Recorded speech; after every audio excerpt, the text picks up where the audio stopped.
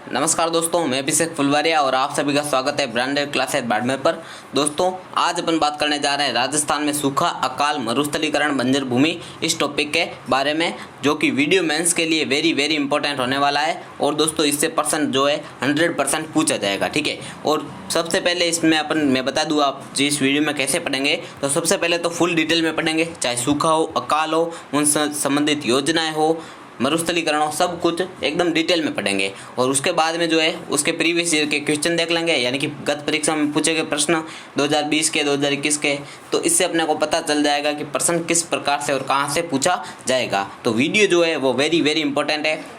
और आपको जो अलग अलग किस्तों में चीज़ें मिलेगी अलग अलग यूट्यूब चैनल पे, थोड़ी उन सब का समायोजन आपको इस एक वीडियो में मिल जाएगा। तो ये आपका लगभग आधा 1 घंटे का वीडियो है। वीडियो एंड तक जरूर देखिएगा, बहुत फ़ायदेमंद है। चलिए शुरू करते हैं वीडियो को, ठीक है। तो सबसे पहले बात करते हैं सूखा क्या होता है। सूखा दोस्तों ऐसी स्थिति जिसमें क्या होती है, वर्षा नहीं होती है, उसे अपन सूखा कहते हैं। नेक्स्ट है अकाल। अकाल क्या होता है? तो दोस्तों सूखा और अकाल अलग अलग है, सेम नहीं है। तो ऐसी स्थिति जिसमें वर्षा ना हो उसे तो अपन सूखा कहते हैं।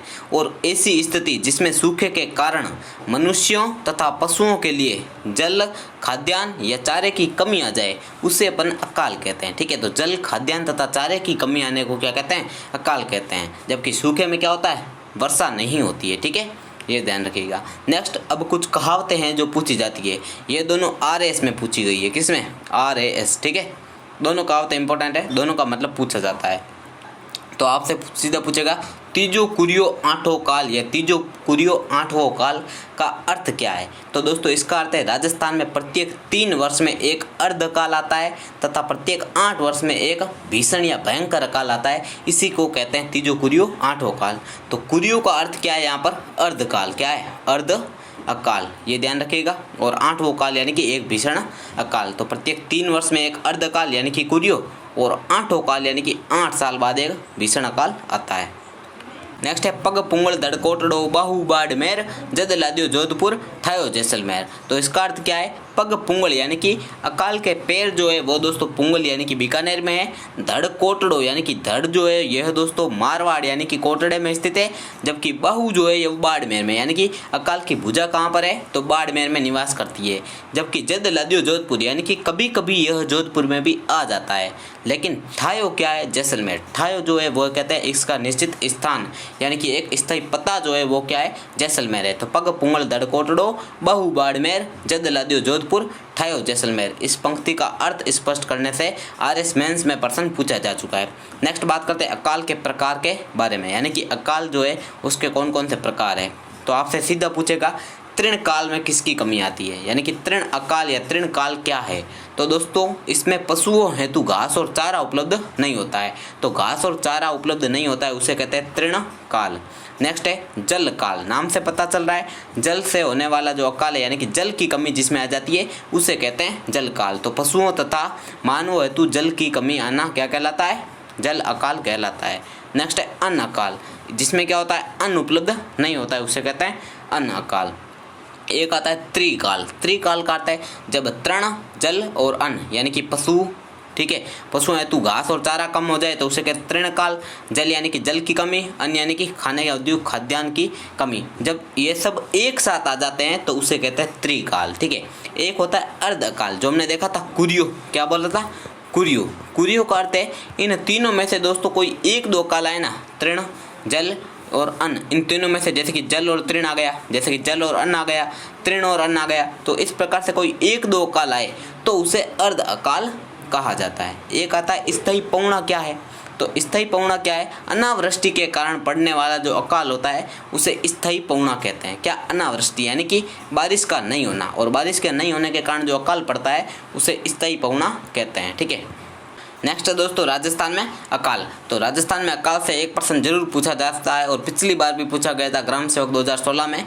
तो देखते हैं राजस्थान में अकाल, जैसे कि 40सा अकाल, 56 अकाल। तो ये तो बहुत फेमस अकाल है, नाम से पता चल जाता है। जैसे 40सा अकाल, तो ये जो है ये 1840 विक्रमी संवत में पड़ा था। कब? 1840 विक्रमी संवत।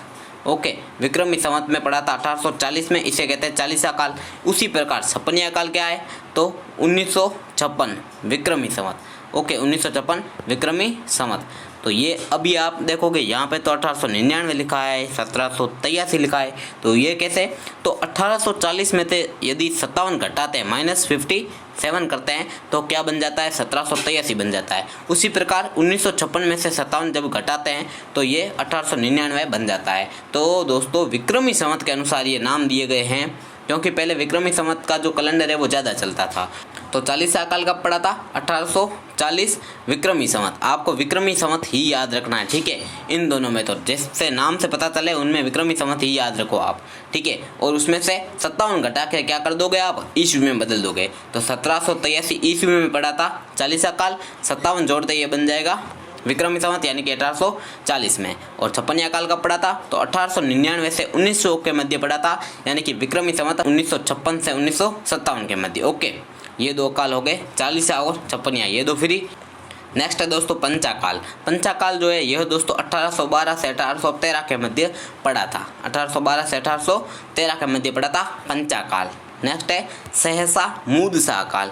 सहसा मूदसा जो अकाल है यह दोस्तों 1842 से 1843 के मध्य पड़ा था। सहसा मूदसा अकाल कब, 1842 से 1843 ईस्वी। इसमें विक्रमी संवत याद नहीं करना है, इसमें भी नहीं करना है, इन दोनों में विक्रमी संवत से याद रखो और 57 घटा के आंसर दे देना, या फिर 1783 और 1899 या 1900 याद रखो सीधा, इस प्रकार से आप बता सकते हो। तो 1899 और 1900 के मध्य पड़ा था 56 अकाल, या फिर विक्रमी संवत 1956 और 1957 के मध्य। और ये विक्रमी संवत 1840 तथा ईस्वी में पूछे तो 1783। नाम क्या है, 40 अकाल, ठीक है। नेक्स्ट आता है एक मैक्रो डाउट। मैक्रो डाउट जो है वो कब पड़ा था, तो 2002 से 2003 के मध्य पड़ा था मैक्रो डाउट। तो यह प्रश्न पूछा गया था पिछली बार ग्राम सेवक 2016 में। यह जो है यह दोस्तों धौलपुर को छोड़कर संपूर्ण राजस्थान में प्रभावित था मैक्रो डाउट, ठीक है। तो 2002 से 2003 का भीषण अकाल जो है यह दोस्तों राजस्थान में, पूरे राजस्थान को लगभग इसने प्रभावित किया था, सिर्फ धौलपुर को छोड़कर। नाम क्या है, मैक्रो डाउट। कब पड़ा था, 2002 से 2003 के मध्य। नेक्स्ट है कृषि वर्ष 1987 से 1988 के मध्य भयावह अकाल पड़ा, जो कि 27 जिलों को इसने प्रभावित किया था। ये इतना इम्पोर्टेंट नहीं है। 1987 से 1988 के मध्य पड़ा था। वो अकाल कितने जिलों में प्रभावित था, 27 जिलों में। वहीं एक और अकाल पड़ा था 1999 और 2000 के मध्य। 1999 से 2000 के मध्य वो 26 जिलों में प्रभावित था, ठीक है। नेक्स्ट बात करते हैं सूखाग्रस्त क्षेत्र। अब सूखाग्रस्त क्षेत्र कहते हैं किसको है, पता कैसे चला कि वर्षा कम हुई तो ये सूखाग्रस्त क्षेत्र, नहीं, ऐसे नहीं बोलेंगे। यदि किसी क्षेत्र में सामान्य जो वर्षा होती है उससे 75% वर्षा कम हो तो उसे अपन क्या बोलेंगे, सूखाग्रस्त क्षेत्र बोलेंगे। जैसे मान लीजिए किसी जो क्षेत्र है उसमें लगभग 100 सेंटीमीटर की वर्षा प्रतिवर्ष होती है, और एक वर्ष ऐसा आया जिसमें क्या हुआ, उसमें सिर्फ 24% ही वर्षा हुई, यानी कि इसमें कितने प्रतिशत कमी आ गई, तो दोस्तों इसमें कमी आ गई लगभग 76% की। तो ये 75% से ज़्यादा है, यानी कि यदि किसी क्षेत्र में क्या है, सामान्य से 75% वर्षा कम होती है, उसे अपन कहते हैं सूखाग्रस्त क्षेत्र। नेक्स्ट है वर्ष 2020-21 में क्या है, राजस्थान के 10 जिलों की 64 तहसीलों को सूखाग्रस्त घोषित किया गया। तो ये आपसे पूछ सकता है वर्ष 2020-21 में राजस्थान के कितने जिलों को सूखाग्रस्त घोषित किया गया, या फिर कितने जिलों की कितनी तहसीलों को, तो 10 जिलों की 64 तहसीलों को जो है वो सूखाग्रस्त घोषित किया गया। नेक्स्ट है भारत में 142 जो है वो डेजर्ट ब्लॉक है। भारत में कितने डेजर्ट ब्लॉक है, 142, यानी कि 142। जबकि राजस्थान में उसमें से कितने हैं, तो 85 जो है वो राजस्थान में आते हैं। 142 में से 85 तो सिर्फ राजस्थान में, ठीक है। नेक्स्ट बात करते हैं अकाल के कारण। अब अकाल जो है उसके कारण क्या क्या हो सकते हैं, तो दोस्तों अकाल के कारण देखते हैं, प्राकृतिक हो सकते हैं, आर्थिक हो सकते हैं और मानवीय भी हो सकते हैं। तो प्राकृतिक कारण क्या है दोस्तों, तो उसमें है सबसे पहला शुष्क जलवायु। राजस्थान की जो शुष्क जलवायु है वो भी कहीं ना कहीं अकाल का कारण बनती है। उच्च तापमान है, अनउपजाऊ मृदा है, वर्षा की अनियमितता है, ठीक है, और क्या है, वनों की कमी है। तो ये कौन से कारण है, प्राकृतिक कारण है। शुष्क जलवायु, उच्च तापमान, अनउपजाऊ मृदा, वर्षा की अनियमितता या अनिश्चितता और वनों की कमी। वहीं आर्थिक कारण क्या है, तो आर्थिक कारण दोस्तों देखिए सिंचाई साधनों का अभाव है। तो सिंचाई जहाँ पर नहीं होती है वहाँ पर आप भी सोच सकते हो खाद्यान्न वगैरह कैसे उत्पादित होगा। तो सिंचाई के साधन कम है, इसीलिए अकाल पड़ते हैं, ठीक है। पहले पड़ते थे, अभी तो देखिए साधन बहुत विकसित हो गए हैं, इसी कारण अकाल वगैरह भी कम पड़ते हैं, ठीक है। नेक्स्ट है परंपरागत कृषि, ठीक है। नेक्स्ट क्या है, परंपरागत कृषि, यानी कि वैज्ञानिक ढंग से कृषि नहीं कर पाने के कारण भी यहाँ पर क्या पड़ते हैं, अकाल पड़ते हैं, ठीक है। एक ही जगह पर बार बार सिंचाई और कृषि होती है तो वो भूमि भी बंजर भूमि में कन्वर्ट हो जाती है। तो इस प्रकार से परंपरागत कृषि के कारण भी क्या है, अकाल पड़ते हैं। सिंचाई साधनों का क्या है, अभाव है। नेक्स्ट है पशुओं की बिगड़ी स्थिति। अब बार बार एक ही काम पशुओं से करवाएंगे, हल जोतवाएंगे, तो पशु भी दोस्तों कमज़ोर पड़ जाते हैं, तो पशुओं की स्थिति भी इतनी अच्छी नहीं है। वहीं आजकल ट्रैक्टर वगैरह से जो ये हल वगैरह जोते जाते हैं तो काफ़ी फ़ायदा होता है। टेक्निक वगैरह जो है साधनों के मतलब अभाव के कारण भी पहले अकाल पड़ते थे। तो ये तो है आर्थिक कारण, यानी कि पैसों की वजह से होते हैं। नेक्स्ट है मानवीय कुछ कारण भी है जिनकी वजह से अकाल पड़ सकता है, जैसे कि वनों की कटाई। वन काट दोगे तो दोस्तों अकाल पड़ना निश्चित है। और जनसंख्या वृद्धि, ये तो बहुत खतरनाक बीमारी है, ठीक है। ये अब बहुत ही चरम रूप लेने वाली आने वाले समय में, ठीक है। तो जनसंख्या वृद्धि और वनों की कटाई क्या है, ये भी अकाल के कारण है। नेक्स्ट है दोस्तों एक पॉइंट अपन देखते हैं कि कर्नल जेम्स टोड जो है उन्होंने अपनी पुस्तक ट्रेवल्स इन वेस्टर्न इंडिया, क्या ट्रेवल्स इन वेस्टर्न इंडिया में 11वीं सदी का जो भीषण अकाल है उसको क्या है, प्राकृतिक रोग की संज्ञा दी है। तो आपसे पूछा जा सकता है 11वीं सदी के भीषण अकाल को प्राकृतिक रोग किसने कहा, तो कर्नल जेम्स टोड ने। किस पुस्तक में, तो travels in western India. Next दोस्तों राजस्थान में सर्वप्रथम सूखे और अकाल के निवारण हेतु कोई प्रयास किया गया था क्या, हाँ बिल्कुल किया गया था। तो कौन सा प्रयास, तो राजसमंद झील का निर्माण करवाया गया था ना। कौन सी झील, राजसमंद झील का निर्माण। तो ये किसके लिए करवाया गया था, तो सूखे और अकाल के राहत कार्यों हेतु प्रथम प्रयास था। और ये सिर्फ राजस्थान का ही नहीं, पूरे भारत का सबसे पहला अकाल राहत कार्य हेतु प्रयास था राजसमंद झील का निर्माण 1662 ईस्वी में। कब, 1662 में। नेक्स्ट है राजस्थान में सूखे और अकाल के निवारण हेतु 1951 में, कब, 1951 में, 1951 में सहायता विभाग की स्थापना हुई। किसकी, सहायता विभाग की स्थापना हुई। और 2003 में क्या हुआ, ये जो सहायता विभाग था इसका नाम परिवर्तित किया, नाम बना दिया आपदा प्रबंधन एवं सहायता विभाग। तो स्थापना 1951 में होती है, नाम था सहायता विभाग, ठीक है। और किसके लिए बनाया गया, तो सूखे और अकाल के निवारण हेतु क्या बनाया गया, सहायता विभाग। कब बनाया गया, 1951 में। नाम चेंज 2003 में। क्या बनाया, तो आपदा प्रबंधन एवं सहायता विभाग। अब इसका जिले में अधिकारी कलेक्टर, ठीक है, जिले में जिला कलेक्टर, राज्य स्तर पर मुख्य सचिव। अभी ये जो मैंने लिखा था ये प्री में था, ठीक है। निरंजन आर्य थे उस समय, कौन, मुख्य सचिव। वर्तमान मुख्य सचिव कौन है, ये आपको कमेंट करना है, ये आपके लिए एक क्वेश्चन है, ठीक है। वर्तमान मुख्य सचिव का नाम आपको लिखना है। हिंट दे दूं तो वो शर्मा है, क्या है, ये आपके लिए हिंट है कि वर्तमान मुख्य सचिव जो है वो शर्मा है, नाम आपको बताना है, ठीक है। और इसका मुख्यालय कहाँ पर है आपदा प्रबंधन और सहायता विभाग का, तो वो है जयपुर में। कहाँ पर, जयपुर में आपदा प्रबंधन और सहायता विभाग का मुख्यालय है, ओके। नेक्स्ट है ये जो आपदा प्रबंधन और सहायता विभाग है ये करता क्या है, ये प्रश्न पूछा जाता है, फालतू नहीं है, एक एक कंटेंट इंपॉर्टेंट है, ठीक है। प्रश्न क्या पूछा जाता है दोस्तों, इसके कार्य क्या क्या हैं, तो चलिए देखते हैं। राजस्थान में फसल खराबी की जिलेवार सूचना तैयार करना। सबसे पहले तो राजस्थान में कहाँ कहाँ पर फसल खराब हुई उसकी सूचना कौन तैयार करेगा, तो आपदा प्रबंधन एवं सहायता विभाग जयपुर, ठीक है। दूसरा, उस फसल की खराबी का भुगतान भी यह करता है, ठीक है। नेक्स्ट है टिड्डी के प्रकोप की जिलेवार सूचना तैयार करना। आप सभी को पता है राजस्थान में टिड्डियाँ बहुत आती है, फसल खराब करती है, तो टिड्डी का प्रकोप कहाँ कहाँ पर हुआ है, किस किस जिले में हुआ है उसकी सूचना तैयार करना, और उससे जो फसल को नुकसान हुआ है उसकी भी भरपाई करना, ठीक है। नेक्स्ट है अकाल के समय राहत कार्यों हेतु तकनीकी प्रशिक्षण भी यह देता है। अकाल के समय जब राहत कार्य हेतु तकनीकी प्रशिक्षण है वो देने का कार्य भी आपदा प्रबंधन एवं सहायता विभाग करता है। स्थापना 1951 में, मुख्यालय जयपुर में, नाम चेंज 2003 में, ठीक है। नेक्स्ट है आपदा प्रबंधन अधिनियम 2005। तो आपदा प्रबंधन अधिनियम 2005 में बना था, 2007 में अस्तित्व में आया। नेक्स्ट है दोस्तों राष्ट्रीय कृषि आयोग की रिपोर्ट 2019 के अनुसार राजस्थान में बंजर भूमि 20% है। कितने प्रतिशत है, 20%। लेकिन आपसे पूछ ले आर्थिक समीक्षा 2022-23 के अनुसार, आर्थिक समीक्षा 2022-23 के अनुसार राजस्थान में कितने प्रतिशत भूमि है, तो 10.84%, यानी कि 10.84%, यानी कि 10.84% भूमि जो है वो बंजर है, ठीक है। वेरी वेरी इंपॉर्टेंट है, आपसे सीधा यही पूछेगा, बंजर भूमि का पर्सन इतना ही है, राजस्थान में बंजर भूमि कितनी है, तो 10.84%, ठीक है। किसके अनुसार, आर्थिक समीक्षा 2021-22 के अनुसार। वहीं राष्ट्रीय कृषि आयोग की रिपोर्ट 2019 के अनुसार कितनी है, तो 20% है, ओके। एक प्रश्न आता है खेड़ऊ क्या है, खेड़ऊ क्या है? तो दोस्तों जब अकाल पड़ता है तो पशु जो होते हैं वो एक स्थान से दूसरे स्थान पर चले जाते हैं जल और खाद्यान्न की तलाश में। इसे कहते हैं खेड़ऊ। यानी कि अकाल के कारण पशुओं का जल तथा खाद्यान्न की तलाश में एक जगह से दूसरी जगह पलायन करना खेड़ऊ कहलाता है। ठीक है, नेक्स्ट है मरुस्थलीकरण। ये सूखा अकाल हो गया। योजनाएं अपन एंड में देख लेंगे सारी की सारी। ये सूखा अकाल कंप्लीट होता है। ठीक है, अभी अपन देखेंगे मरुस्थलीकरण क्या है। तो उपजाऊ तथा मरुस्थलीय भूमि, किसी प्रकार की भूमि उपजाऊ, सॉरी यहाँ पर अमरुस्थलीय लिखना था। ठीक है, क्या लिखना था? अमरुस्थलीय। तो उपजाऊ और अमरुस्थलीय भूमि का शुष्क, अनउपजाऊ और रेतीली भूमि में परिवर्तन। उपजाऊ कैसी? जहाँ पर हरी भरी एकदम खतरनाक टाइप की भूमि है, जहाँ पर आपको पेड़ ही पेड़ दिखेंगे, एकदम अमरुस्थलीय भूमि। तो इस प्रकार की एक भूमि थी और कालांतर में आप 10-20 वर्षों बाद में आए और देखा यहाँ पे तो पूरा मरुस्थल हो गया, पूरी की पूरी रेत है, पेड़ पौधे गायब भी हो गए। तो उसे कहते हैं मरुस्थलीकरण। यह प्रोसेस क्या है? मरुस्थलीकरण। यानी कि उपजाऊ और अमरुस्थलीय भूमि का शुष्क यानी कि सूखी, पहले आप गए थे तो हरी भूमि थी, अब वापिस आए तो सूखी हो गई। ठीक है, तो शुष्क, अनउपजाऊ यानी कि बिल्कुल ही अनउपजाऊ हो गई, खराब मृदा हो गई।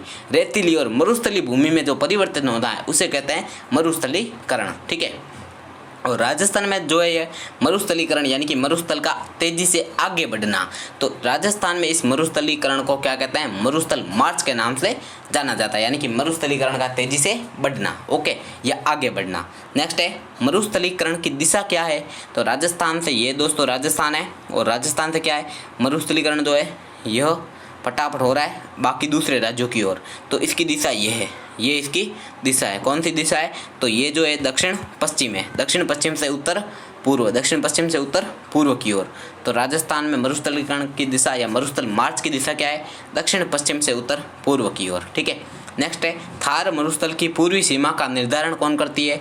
तो अरावली करती है थार मरुस्थल की पूर्वी सीमा। कैसे बोला? ये लाइन कोई फालतू थोड़ी है, देखेंगे इस लाइन को क्या है, इस लाइन में क्यों लिखा है सामने। तो ये थार मरुस्थल है। ठीक है, ये पूरा एरिया लगभग थार मरुस्थल में आता है। तो ये जो ये थार मरुस्थल है ये इसका पश्चिमी भाग है और ये इसका पूर्वी भाग है। तो थार मरुस्थल का जो ये थार है, इस थार की पूर्वी सीमा का निर्धारण अरावली करती है। और अरावली जो है यह दोस्तों यदि पूरी पैक होती तो आप सोचिए इस मरुस्थल से रेत दूसरी जगह नहीं जा पाती, लेकिन अरावली पूरी पैक नहीं है। ये अरावली जो है यह दोस्तों क्या है, यहाँ से बीच वाले भाग से क्या है, इसमें गैप है, क्या है, गैप पाए जाते हैं या फिर खंड पाए जाते हैं या फिर छेद है। छेद तो नहीं कह सकते, गैप कह सकते, क्योंकि बहुत बड़े बड़े गैप है। तो इससे जो रेत वगैरह है यह क्या है, दूसरी साइड चली जाती है। तो इसे कहते हैं मरुस्थलीकरण। यानी कि थार मरुस्थल की पूर्वी सीमा का निर्धारण अरावली करती है, लेकिन मध्य अरावली में अत्यधिक गैप, दर्रे या भाग पाए जाते हैं, जिसके कारण मरुस्थल का सर्वाधिक विस्तार हो रहा है।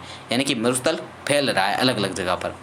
और थार मरुस्थल का सर्वाधिक विस्तार जो है यह कब होता है? तो ग्रीष्म ऋतु में, यानी कि गर्मियों में होता है, अर्थात मार्च, अप्रैल, मई, जून में जब आंधियाँ या और लू चलती है तो उससे क्या है, ये जो मिट्टी है ये एक स्थान से दूसरे स्थान तक चली जाती है। और दक्षिणी पश्चिमी मानसून जो है इससे भी काफ़ी हद तक मरुस्थलीकरण यानी कि मरुस्थल का विस्तार होता है। ठीक है, नेक्स्ट है मरुस्थलीकरण के लिए सर्वाधिक उत्तरदायी कौन से बालू का स्तूप है? तो बरखान बालू का स्तूप जो है यह दोस्तों मरुस्थलीकरण के लिए सर्वाधिक उत्तरदायी बालू का स्तूप है, क्योंकि इनकी गति जो है वो सर्वाधिक होती है। ठीक है, यह सर्वाधिक गतिजन्य बालू का स्तूप है बरखान बालू का स्तूप। ठीक है, भालेरी गांव चूरू में सर्वाधिक पाए जाते हैं। नेक्स्ट है दोस्तों मरुस्थलीकरण के कारण। अभी एक प्रश्न भी आया था दोस्तों, किसमें? LSA में, LSA यानी कि लाइव स्टॉक असिस्टेंट, पशुधन सहायक में एक प्रश्न आया था अभी, जिसमें मरुस्थलीकरण के कारण पूछे गए थे। तो क्वेश्चन इस प्रकार से था, निम्न में से कौन सा मरुस्थलीकरण का कारण नहीं है राजस्थान में? अति पशुचारण, वनोन्मूलन, जनसंख्या वृद्धि और एक था जैविक खेती। जो भी जैविक खेती जो है यह दोस्तों मरुस्थलीकरण का कारण नहीं है। तो ये LSA का पेपर में प्रश्न था। अभी आप देखिए, अति पशुचारण, वनोन्मूलन, स्थानांतरित कृषि का कम होना और उपयुक्त मेड़बंदी का अभाव। मेड़बंदी क्या होती है? तो जो बाड़ बनाते हैं दोस्तों खेत के चारों ओर दीवार टाइप लकड़ियों की, उसे कहते हैं मेड़बंदी। ठीक है, तो अति पशुचारण, वनोन्मूलन, स्थानांतरित कृषि कमी, ठीक है, उपयुक्त मेड़बंदी का अभाव अत्यधिक सिंचाई, जन जागृति का अभाव, यानी कि लोगों को इसके बारे में इतनी जागृति भी नहीं है दोस्तों कि वो ज़्यादातर इसके लिए प्रयास करें। वो कह उड़े तो उड़ने दो, धूड़ कुछ नहीं, ठीक है, रेत ही तो है, जाए तो जाने दो, लेकिन नहीं, इससे भी काफ़ी फर्क पड़ता है भाई, रेत बहुत इंपॉर्टेंट है, ठीक है, और इसे जाने मत दो, काफ़ी जगह पर इससे नुकसान भी हो सकता है, ठीक है। नेक्स्ट है अवैज्ञानिक ढंग से कृषि कार्य। क्या अवैज्ञानिक ढंग से कृषि कार्य होने के कारण भी क्या होता है, मरुस्थलीकरण होता है। जनसंख्या की वृद्धि, यह तो प्रमुख कारण है, और क्या है, जलवायु परिवर्तन, जलवायु परिवर्तन के कारण भी क्या होता है, मरुस्थलीकरण होता है। शहरीकरण और वर्षा की अनियमितता, ये सभी क्या है, मरुस्थलीकरण के कारण है। कौन कौन से, अति पशुचारण, वनोन्मूलन, स्थानांतरित कृषि का कमी होना, और क्या है, मेड़बंदी का अभाव, अत्यधिक सिंचाई, अति सिंचाई कहते हैं, और क्या, जन जागृति का अभाव, अवैज्ञानिक ढंग से कृषि कार्य, जनसंख्या वृद्धि, जलवायु परिवर्तन, शहरीकरण और वर्षा की अनियमितता, ठीक है, ध्यान रखिएगा। नेक्स्ट आता है मरुस्थलीकरण के प्रभाव कौन कौन से हैं। तो एक तो है वनस्पति विनाश होता है इससे, वनस्पति विनाश, ग्लोबल वार्मिंग, मृदा अपरदन, यानी कि जिस क्षेत्र में मरुस्थल ज़्यादा होता है वहाँ पर वनस्पति विनाश हो जाता है पूरा, ग्लोबल वार्मिंग आती है, मृदा अपरदन ज़्यादा होता है, ठीक है। नेक्स्ट है जल स्तर गिर जाता है, लवणीयता में वृद्धि होती है, सूखा और अकाल पड़ते हैं, फसल उत्पादन में कमी आ जाती है, अर्थव्यवस्था का स्तर नीचे गिर जाता है, क्योंकि वहाँ पर फसलें नहीं होती है, खाद्यान्न नहीं होता है, तो अर्थव्यवस्था का स्तर ऑटोमेटिक ही गिर जाता है, और कृषि आधारित उद्योगों में भी कमी आती है, और गरीबी तथा बेरोजगारी फैल जाती है। तो ये किसके कारण है, मरुस्थलीकरण के कारण। वन विनाश, ग्लोबल वार्मिंग, मृदा अपरदन, जल स्तर का नीचे गिरना, और लवणता में वृद्धि, सूखा अकाल आना, फसल उत्पादन में कमी होना, अर्थव्यवस्था का स्तर का घटना या नीचे गिरना, कृषि आधारित उद्योगों में कमी, और बेरोजगारी तथा गरीबी का आना। नेक्स्ट है मरुस्थलीकरण के घटक। तो मरुस्थलीकरण के घटक क्या, कारक क्या क्या है, तो इसके किसके द्वारा मरुस्थलीकरण सर्वाधिक होता है, पवन के द्वारा। कितने प्रतिशत, 44% या 44%। तो पवन या हवा जो है वो सर्वाधिक मरुस्थलीकरण का कारक है, ठीक है। बाद में जल है 12%, बाद में वनोन्मूलन या फिर वनस्पति विनाश 7%। तो ये रटने की जरूरत नहीं है, अपने को सीधा इनका क्रम ध्यान होना चाहिए। सर्वाधिक मरुस्थलीकरण किसके द्वारा होता है, तो पवन द्वारा, सेकंड जल द्वारा, थर्ड वनोन्मूलन और वनस्पति विनाश के द्वारा। नेक्स्ट प्रश्न है दोस्तों थार मरुस्थल के बारे में कुछ बात करते हैं, क्योंकि इससे भी प्रश्न काफ़ी बार पूछा जाता है। तो देखिए सबसे पहले तो थार मरुस्थल से मरुस्थलीकरण जो है वो किस राज्य की ओर सर्वाधिक हो रहा है, तो वो हो रहा है दोस्तों हरियाणा की तरफ। मरुस्थल मार्च जो है वो सर्वाधिक किस तरफ हो रहा है, हरियाणा की तरफ। कारक क्या है, तो बरखान बालू का स्तूप, आप ध्यान रखना, सबसे सर्वाधिक जो है वो मरुस्थलीकरण में हेल्प करता है। नेक्स्ट है राजस्थान में मरुस्थल का विस्तार कितने जिलों में, 12 जिलों में जो है वो राजस्थान में क्या है, मरुस्थल का विस्तार है। लेकिन एक रिपोर्ट आती है, कौन जारी करता है, तो कृषि आयोग, राष्ट्रीय कृषि आयोग की रिपोर्ट जो है उसके अनुसार राजस्थान के 11 जिलों में मरुस्थल है। तो वैसे तो राजस्थान में 12 जिलों में मरुस्थल है, लेकिन राष्ट्रीय कृषि आयोग की रिपोर्ट के अनुसार पूछे तो 11 जिले बताने हैं, ओके। और वो कौन कौन से, गंगानगर, बीकानेर, जैसलमेर, बाड़मेर, जोधपुर, नागौर, चूरू, पाली, जालोर, सीकर, झुंझुनू, ठीक है। तो इन सभी जिलों में क्या है, तो ये मरुस्थल है। जिले वैसे भी रटने की जरूरत नहीं है, जिले आपसे नहीं पूछे जाएंगे, आपसे सीधा पूछा जाएगा राष्ट्रीय कृषि आयोग की रिपोर्ट के अनुसार राजस्थान के कितने जिले मरुस्थली हैं, तो 11 जिले, ओके। नेक्स्ट है राजस्थान के कुल क्षेत्रफल के 61% भाग पर मरुस्थल है, यानी कि राजस्थान का कुल कितने प्रतिशत भाग जो है वो मरुस्थल है। तो दोस्तों ध्यान रखना 61% भाग, यानी कि थार मरुस्थल का विस्तार राजस्थान के कितने भौतिक प्रदेश में है, तो दोस्तों 61% भौतिक प्रदेश जो है वो थार मरुस्थल लेके जाता है, और उसमें कितने प्रतिशत जनसंख्या है, 40% जनसंख्या उस पर निवास करती है। नेक्स्ट है राजस्थान के पश्चिमी थार मरुस्थल भौतिक प्रदेश का कुल क्षेत्रफल तो कितना है, 2,09,000 है, रटना नहीं है, काम का नहीं है, ठीक है। तो पश्चिमी थार मरुस्थल का कुल क्षेत्रफल कितना है, 2,09,000 है, लेकिन उसमें से प्योर मरुस्थल कितनों पे है, यानी कि पूरी रेत कितने पे है, तो वो है दोस्तों 1,75,000, ठीक है। ये प्रश्न पूछा जा चुका है, इसलिए मैंने यहाँ पर लिखा है अलग से आपके लिए। तो राजस्थान में कितने क्षेत्रफल पर मरुस्थल का विस्तार है, ये आपसे सीधा पूछ सकता है, तो आपको सिर्फ 1,75,000 ही बताना है, ये नहीं बताना, ओके, ध्यान रखिएगा। कुल भौतिक प्रदेश कितना है, तो थार मरुस्थल का कुल भौतिक प्रदेश का क्षेत्रफल है 2,09,000 किलोमीटर स्क्वायर, जबकि उसमें से प्योर मरुस्थल कितने पे है, तो वो है 1,75,000 किलोमीटर स्क्वायर पे। नेक्स्ट है प्रमुख संस्थाएं बात करते हैं, सूखा अकाल मरुस्थलीकरण बंजर भूमि से संबंधित। तो पहली है काजरी, ठीक है, CAZRI।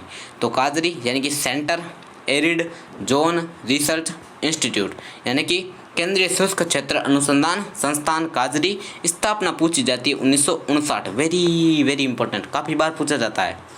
नेक्स्ट है शुष्क वन अनुसंधान केंद्र AFRI, AFRI शुष्क वन अनुसंधान केंद्र यानी कि arid forest research institute, arid forest research institute शुष्क वन अनुसंधान संस्थान AFRI, स्थापना 1985।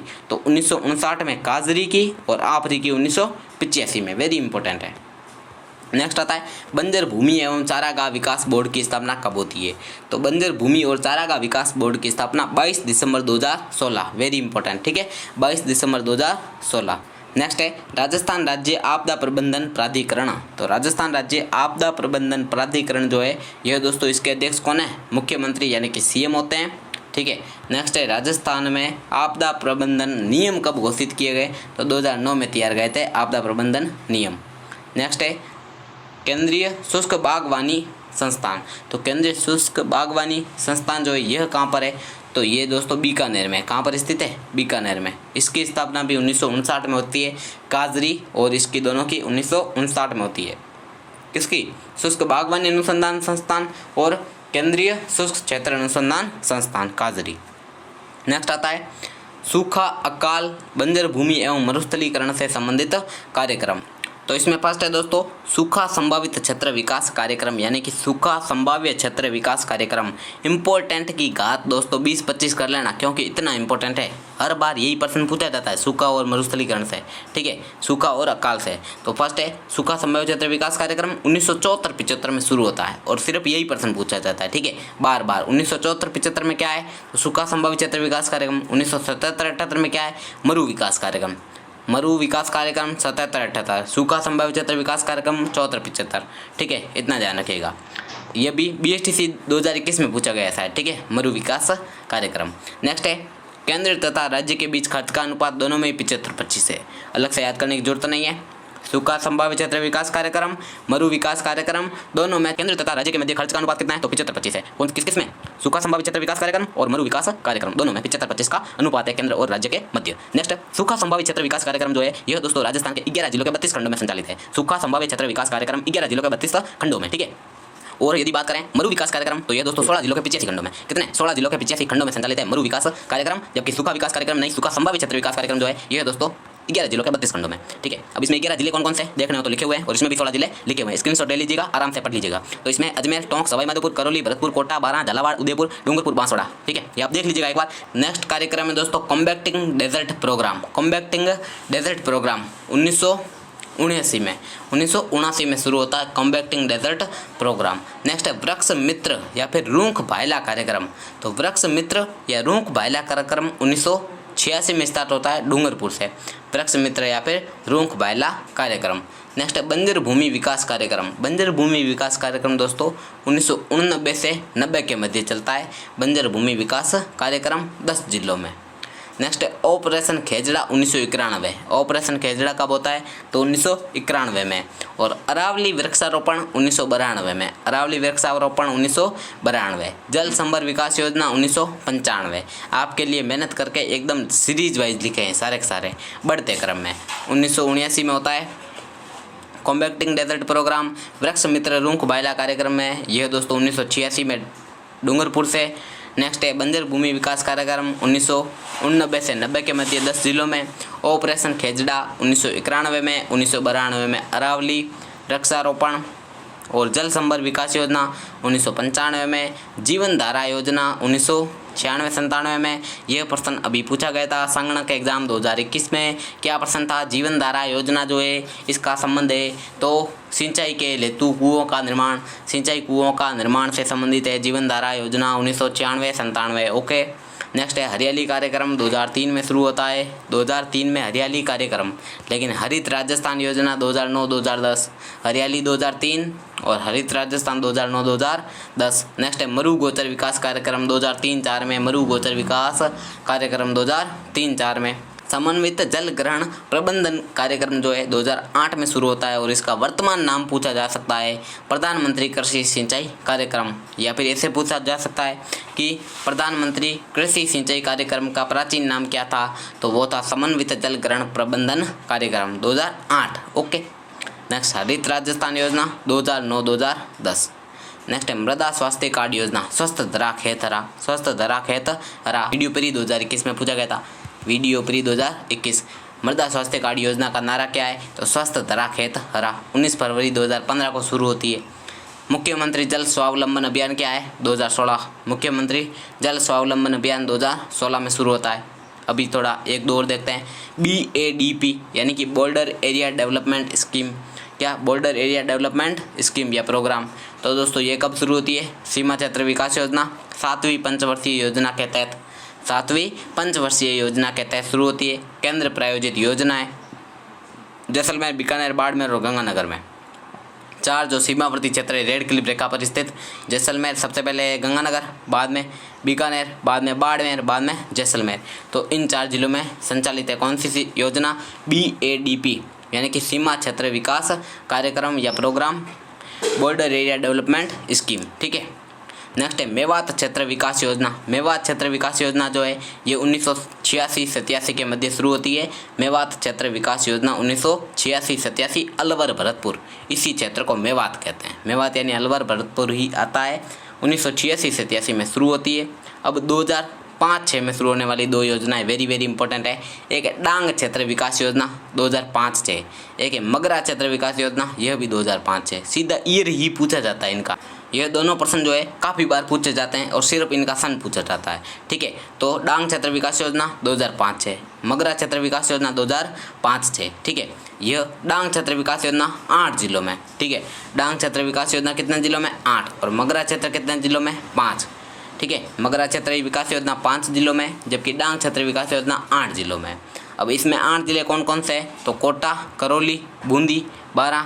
ठीक है, यानी कि कोटा, बारां, बूंदी, झालावाड़। ठीक है, कोटा, बारां, बूंदी, झालावाड़, और भरतपुर, करौली, सवाई माधोपुर, धौलपुर। ठीक है, भरतपुर, करौली, सवाई माधोपुर, धौलपुर, तो ये सभी 8 जिले इसमें हैं। और मगरा क्षेत्र विकास योजना किसमें है, तो ये दक्षिणी मध्य राजस्थान में, दक्षिणी मध्य राजस्थान यानी कि अजमेर, भीलवाड़ा, चित्तौड़, राजसमंद, पाली, अजमेर, भीलवाड़ा, चित्तौड़, राजसमंद, पाली में संचालित है मगरा क्षेत्र विकास योजना। अभी अपन देखते हैं प्रश्न, तो देखिए दोस्तों इस प्रकार से प्रश्न आएंगे। 56वें अकाल के नाम से जाने वाला अकाल जो है यह कब पड़ा था, तो दोस्तों यहाँ पर दिया गया है विक्रमी संवत 1956 में राइट आंसर है। अभी 1856 वाला देख के भ्रमित नहीं होना, एक तो 1956 दिमाग में कंफर्म होना चाहिए, और कब पड़ा था, तो दोस्तों 56वें अकाल जो है विक्रमी संवत 1956 में पड़ा था, या फिर 1800 देवे तो अपने को 99 देना चाहिए, इसको 57 घटा के देगा ना। हाँ, नेक्स्ट है राजस्थान में सर्वाधिक भूकंप संभावित क्षेत्र कौन सा है, ये प्रश्न 2 बार पूछा जा चुका है काफ़ी एग्जाम में। तो दोस्तों यह जो है भरतपुर, अलवर और झुंझुनू जो है यह सर्वाधिक भूकंप संभावित क्षेत्र है, अलवर, भरतपुर, झुंझुनू। ये प्रश्न देखिए किस में पूछा गया है, कनिष्क अनुदेशक में पूछा गया था, इलेक्ट्रीशियन 2018 में। ठीक है, भरतपुर, अलवर और झुंझुनू। नेक्स्ट है मरु विकास कार्यक्रम, बताया था कितना इंपॉर्टेंट है, सीधा सन पूछेगा 77-78। सूखा संभावित क्षेत्र विकास पूछे तो 74-75, जबकि मरु विकास कार्यक्रम पूछे तो 77-78। BSTC 2021 पहले बताया था। नेक्स्ट है विश्व मरुस्थलीकरण और सूखा रोकथाम दिवस 17 जून को विश्व मरुस्थलीकरण और सूखा रोकथाम दिवस मनाया जाता है। ठीक है, वेरी इंपॉर्टेंट है, ध्यान रखना, फर्जी नहीं है।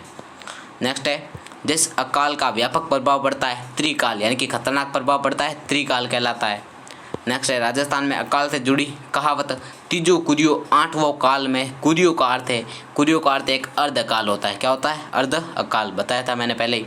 तीजो कुरियो 8वां काल यानी कि हर 3 वर्ष में एक अर्ध अकाल आता है तथा 8 वर्ष में एक भीषण अकाल आता है।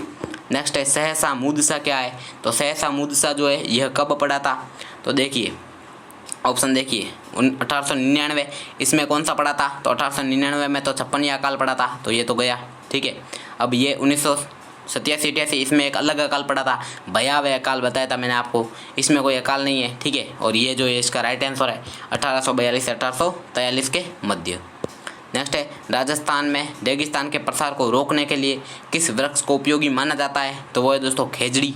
ठीक है। और एक और कृषि आयोग वगैरह इन्होंने एक और पौधे भी लाए थे, होबा और जोजोबा, होबा, ठीक है, और जोजोबा, ये भी किसके लिए लाए गए थे? तो होबा और जोजोबा ये किसके लाए गए थे? तो मरुस्थलीकरण को रोकने के लिए, ठीक है, रेगिस्तान के प्रसार को रोकने के लिए भी लाए गए थे, होबा और जोजोबा, ध्यान रखिएगा। नेक्स्ट है आपदा प्राधिकरण। आपदा प्रबंधन प्राधिकरण के अध्यक्ष कौन होते हैं? तो आपदा प्रबंधन प्राधिकरण के अध्यक्ष होते हैं मुख्यमंत्री, ठीक है। नेक्स्ट है देश का प्रथम अकाल राहत कार्य कौन सा था? पर देश का प्रथम पूछे भली, राजस्थान का प्रथम पूछे 1662 का राजसमंद झील का निर्माण। नेक्स्ट है राजस्थान का वर्तमान निम्नलिखित में से कौन सी जो है प्राकृतिक आपदा से संबंधित नहीं है? राजस्थान का वर्तमान जो है वो क्या है? कौन सी प्राकृतिक आपदा से संबंधित नहीं है? राजस्थान जो है वो वर्तमान में कौन सी प्राकृतिक आपदा से संबंधित नहीं है? भूकंप, बाढ़, सूखा, सुनामी। तो ये दोस्तों प्रश्न जो है वो इलेक्ट्रीशियन परीक्षा 2018 में पूछा गया है। तो दोस्तों सुनामी से संबंधित नहीं है, ठीक है।